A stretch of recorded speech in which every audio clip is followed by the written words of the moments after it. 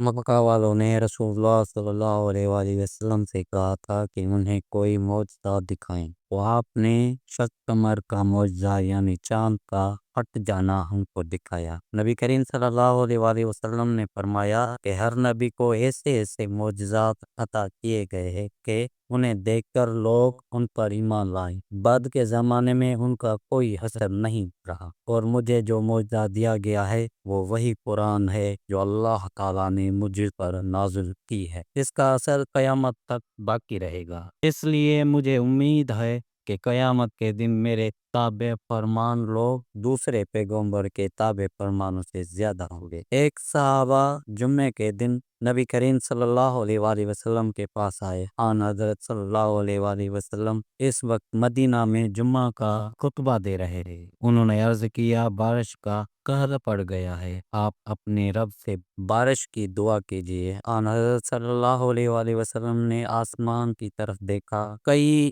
ہمیں بادل نظر نہیں آ رہا تھا۔ پھر آپ نے بارش کی دعا کی، اتنے میں بادل اٹھا اور بعض ٹکڑے بعض کی طرح بڑھے اور بارش ہونے لگی، یہاں تک کہ مدینے کے نالے بہنے لگے۔ اگلے جمعے تک اس طرح بارش ہوتی رہی، سلسلہ ٹوٹنا ہی نہ تھا۔ چنانچہ وہی صحابیاں کوئی دوسرے اگلے جمعے کو کھڑے ہوئے۔ آن حضرت صلی اللہ علیہ وسلم خطبہ دے رہے تھے اور انہوں نے عرض کیا، ہم ڈوب گئے، اپنے رب سے دعا کریں کہ اب بارش بند کر دے۔ آن حضرت صلی اللہ علیہ وسلم نے فرمایا، اے اللہ، ہمارے چاروں طرف بارش ہو، ہم پر نہ ہو۔ 2 یا 3 مرتبہ آپ نے یہ فرمایا، چنانچہ مدینہ منورہ سے بادل جھڑنے لگے، بائیں اور دائیں ہمارے چاروں طرف دوسرے مقامات پر بارش ہونے لگی اور ہمارے یہاں بارش یکدم بند ہو گئی۔ یہ اللہ نے لوگوں کو آن حضرت صلی اللہ علیہ وسلم کا معجزہ اور اپنے پیغمبر صلی اللہ علیہ وسلم کی کرامت اور دعا کی قبولیت